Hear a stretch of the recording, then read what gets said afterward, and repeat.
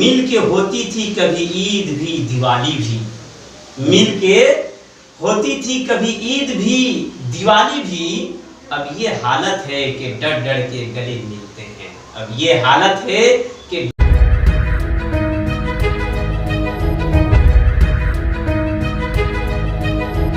Studio में आए हैं उस मोतिहारी शहर के उभरते हुए शायर फखरे आलम मौलाना साहब।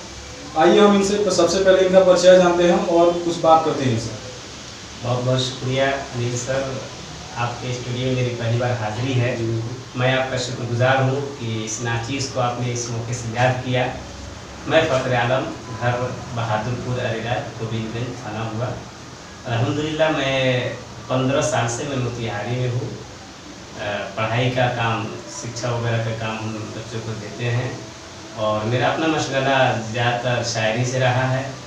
और मुझे उम्मीद है और ये भी कि आज मुझे शायर की हैसियत से आप यहाँ पे आमंत्रित किए हैं, इसके लिए मैं बहुत बहुत आपका शुक्रगुजार हूँ। जैसे कि मौलाना साहब अभी हम आपसे बात करेंगे, अभी जो ईद का त्यौहार अभी अपना कल है, अभी रमजान महीना चल रहा है और इसका ये आखिरी जुम्मा है। तो सबसे पहले हम आपसे जानना चाहेंगे ईद के बारे में। इस ईद का जो पर्व है, मुस्लिम समाज में इस ईद के पर्व का क्या महत्व है? देखिए, ये 30 या 29 रमज़ान के बाद एक ऐसी दिन आती है जिस दिन हम लोग ईद के नाम से याद करते हैं। और ये ईद के दिन अल्लाह तबारक व तआला यानी ईश्वर अपने बंदों को, अपने जो उनकी इबादत करते हैं, 30 रोज़ा जो रखते हैं, उनकी खुशी के लिए एक तोहफा इनाम देते हैं, जो तोहफा ईद के शक्ल में होता है। यानी जो बंदे रोज़ा रखते हैं और अल्लाह की तारीफ़ करते हैं, अल्लाह की इबादत करते हैं, पूरे दिन रोज़ा रखकर एक ईश्वर की भक्ति करते हैं, पूजा करते हैं, उसके खुशी के लिए अल्लाह तबारक व तआला मुसलमानों को, ईमान वालों को ईद का तोहफा देता है। यही चीज़ है जो आज रमज़ान के आखिरी जुम्मा हम लोग पढ़ें और कल इंशाअल्लाह हम लोग ईद के नमाज पढ़ें। ठीक है मौलाना साहब, ऐसे तो आप शायर भी हैं, हम चाहेंगे कि अभी एक शायरी हो जाए। चलिए अनिल जी, बहुत बहुत शुक्रिया, आपने इस मौके से मुझे याद किया। किसी शायर ने कहा कि दुआ है आप देखे ज़िंदगी में बेशुमार ईदें। इस शेर के साथ मैं तमाम अहले वतन को उभारना चाहता हूँ और तमाम अहले वतन को मुबारकबाद पेश करना चाहता हूँ कि दुआ है आप देखें ज़िंदगी में बेशुमार ईदें, खुशी से रहे रश्क करती मुस्कुराती पुरबहार ईदें, खुशी से रश्क करती मुस्कुराती पुरबहार ईदें। और एक एकता के ऊपर, आज हिंदू मुस्लिम के ऊपर मैं एक शेर मैं बोलना चाहता हूँ कि मिल के होती थी कभी ईद भी दिवाली भी, मिल के होती थी कभी ईद भी दिवाली भी। अब ये हालत है कि डर डर के गले मिलते हैं। अब ये हालत है कि डर डर के गले मिलते हैं। आज बहुत सारे लोग नफरत की बीज बोकर और हिंदू मुस्लिम के अंदर जो एकता की दीवार है, उस दीवार को तोड़ रहे हैं।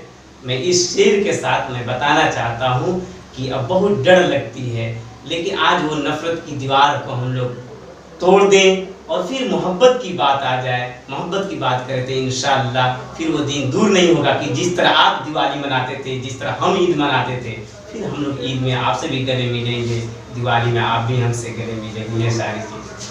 चलिए मौलाना साहब, आपका संदेश तो बहुत अच्छा है, लेकिन फिर भी हम आपसे, मेरा कुछ और सवाल रहेगा आपसे कि मेरे एक दोस्त हैं रहबर हुसैन खान, जो कि दरभंगा के निवासी हैं जी, और उनसे मेरा अक्सर बातचीत होते रहता है।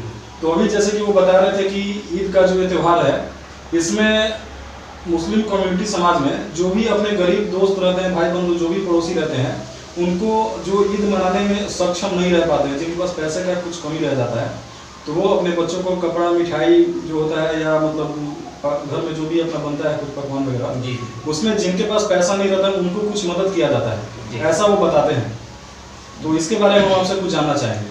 देखिए, ये तो एक इंसानियत का तकाजा है कि अगर एक पड़ोसी अच्छा खाना खा रहा है और एक पड़ोसी के पास खाना तक नहीं है, तो एक पड़ोसी के ऊपर हक बनता है, सिर्फ मुसलमान के लिए नहीं, सारे कौम के लिए, सारे जाति के लिए ये फर्ज बनता है कि अगर मैं खाना खा रहा हूँ तो मेरा पड़ोसी खाना खाया या नहीं।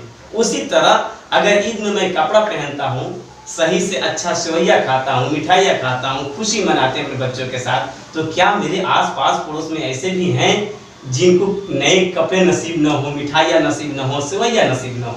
तो उनका ख्याल करना यह हर हाल में ज़रूरी होता है। और इस्लाम के ये तौर तरीका रहा है कि अपने कमाई का 2.5% कितना 2.5% निकाल कर गरीब मिस्कीन अपने रिश्तेदारों में, अपने पड़ोसी में जो लोग उस लायक हैं, जो गरीब हैं, उनको अपने कमाई का हिस्सा उनको दिया जाता है, ताकि वो लोग भी हमारे साथ बढ़ चढ़ के ईद की खुशी मना सकें। तो मौलाना साहब, हम आपसे जानकारी चाहेंगे, क्या कुछ ऐसे व्यक्ति का नाम आप बता सकते हैं जिन्होंने अभी इस रमजान महीने में ईद के वक्त, जो कि ईद कल है, वो किसी का कुछ मदद किए हो? देखिए, इस तरह के तो बताया गया इस्लाम में कि एक हाथ से दिया जाए तो दूसरे हाथ को खबर नहीं होनी चाहिए, क्योंकि अगर किसी गरीब को दिया जाता है तो उसको कहा नहीं जाए, क्योंकि उसका दिल टूट जाता है। तो ये नाम बताना मैं मुनासिब नहीं समझता हूँ, लेकिन अल्हम्दुलिल्लाह अपने चंपारण के शहर में बहुत सारे ऐसे लोग हैं जो अपने कमाई का 2.5% वो निकालते हैं, जिनका रकम लगभग 10-10 लाख, 20-20, 5-5 लाख होता है और गरीबों में तकसीम की जाती है। बहुत सारे ऐसे हजरात हैं, जैसे हमारे डॉक्टर शमीउल हक साहब हैं जो MIM के हैं, उन्होंने अपना काफ़ी ईद का किट बांटा। डॉक्टर सबीर आलम साहब हैं, तफसीर आलम साहब, इकबाल साहब, और भी एजाज आलम जो बड़ियारपुर से, वो भी अपने बहुत सारे लोग अपना इस तरह के जो माल निकाल कर गरीबों में खर्च किया है। और मैंने भी अल्हम्दुलिल्लाह अपने हाथों से कई लोगों से गरीब मिस्किनों का काम भी करवाया है, और अपने हाथ से भी कुछ ना कुछ रकम मैंने दिया है, जो नाम मैं बताना मुनासिब नहीं समझता। चलिए मौलाना साहब, हम आपसे चाहेंगे एक और शायरी आपसे हो जाए। देखिए, आप अगर अर्ज किए हैं तो मैं एक एकता के ऊपर एक शेर मैं पढ़ना चाहता हूँ कि एक दूसरे का हम सभी सम्मान करेंगे, एक दूसरे का हम सभी सम्मान करेंगे,